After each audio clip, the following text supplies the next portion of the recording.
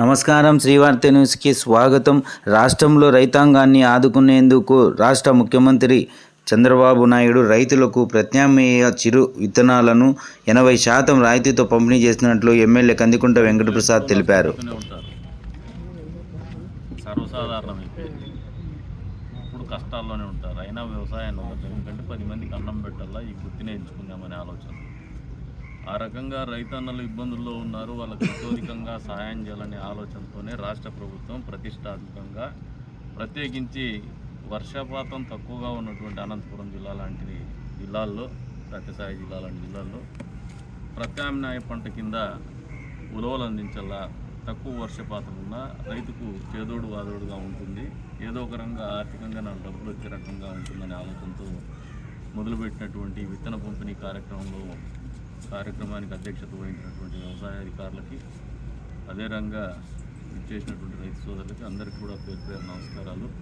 ఈ కార్యక్రమం ఏదైతే ఉందో, ఈ ప్రభుత్వము రాష్ట్ర ప్రభుత్వం దగ్గర డబ్బులు లేకపోయినా కష్టాల్లో ఉన్నా ఇప్పుడే అడుగుతున్నా ఏపీ సీడ్స్ కార్పొరేషన్లో మీ కంపెనీ ఉందా, ఎత్తిపోయిందా అని. నాకు తెలిసి వాళ్ళు ఆల్మోస్ట్ డీఫంక్ స్టేజ్లో ఉన్నారు. 1300 కోట్ల అప్పు ఉందని చెప్తున్నారంట. ఇటువంటి పరిస్థితిలో కూడా రైతన్నని ఆదుకోవాలనే ఆలోచనతోనే ప్రత్యామ్నాయ పంటలకి విత్తన పంపిణీ కార్యక్రమానికి కూడా మళ్ళీ చేస్తూ ఉందంటే ప్రభుత్వం యొక్క చిత్తశుద్ధిని, ముఖ్యమంత్రి చంద్రబాబు నాయుడు గారి చిత్తశుద్ధిని, అదే రకంగా వ్యవసాయ శాఖ మంత్రి గారి చిత్తశుద్ధిని, ఈ ప్రభుత్వం యొక్క ఓవరాల్ కమిట్మెంట్ని, కన్సర్న్ అంటే మీ పట్ల ఉన్నటువంటి ఆలోచన విధానాన్ని రైతన్నలందరూ కూడా అర్థం చేసుకోమని చెప్పేసి కోరుతా ఉంది. ఎందుకంటే రాష్ట్రం విడిపోయిన తర్వాత వ్యవసాయం ప్రధాన వృత్తిగా ఏర్పడినటువంటి రాష్ట్రం మన రాష్ట్రం. వేరే వృత్తుల కంటే ఎక్కువ భాగము వ్యవసాయ ఆధారిత గ్రామీణ ప్రాంతాలు ఉన్నటువంటి రాష్ట్రం.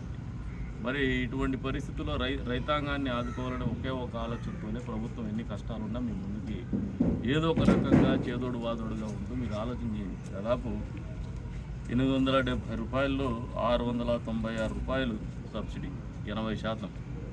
ఇంత పెద్ద ఎత్తున మిమ్మల్ని ఆదుకోవాలని కేవలం 100 లక్షల రూపాయలకి మీకు ఒక కేజీ 10 కేజీల బ్యాగ్ ఒకటి ఉలవలు ఇస్తానంటే ప్రభుత్వం యొక్క ఆలోచన విధానాన్ని అర్థం చేసుకోండి. భవిష్యత్తులో కూడా గత ప్రభుత్వం మీకు డ్రిప్ ఇరిగేషన్ ఇచ్చిందా? ప్రభుత్వంలో ఖచ్చితంగా మీరు ఆశించవచ్చు. వచ్చే రోజుల్లో డ్రిప్ ఇరిగేషన్ పూర్తి స్థాయిలో అమలు కూడా చేస్తాం, దాంట్లో అనుమానం లేదు. చేస్తున్నారు, అప్పుడప్పుడు మొదలు పెట్టున్నారు. అంతేకాకుండా అందరి నివా ద్వారా మన ప్రభుత్వంలో, గత ప్రభుత్వంలో చంద్రబాబు నాయుడు గారు ముఖ్యమంత్రిగా ఉన్నప్పుడు మాత్రమే నీళ్ళు తీసుకొచ్చినాం. మెయిన్ బ్రాంచ్ కెనాల్లో నీళ్ళు రాలేదు. ఈరోజు పనులు మొదలు పెట్టినాం. వచ్చే రోజుల్లో మెయిన్ బ్రాంచ్ కెనాల్ కూడా నీళ్ళు ఇచ్చేటువంటి కార్యక్రమం చేస్తాం. తద్వారా ఏదైతే మండలాలు తలుపుల, ఎంపీకుంట మండలాలు ఉన్నాయో ఈ రోజున తాగునీటి జరిగినటువంటి పరిస్థితులు, వర్షాపాతం తక్కువగా ఉన్నటువంటి పరిస్థితులు మనం పొందుతున్నాం.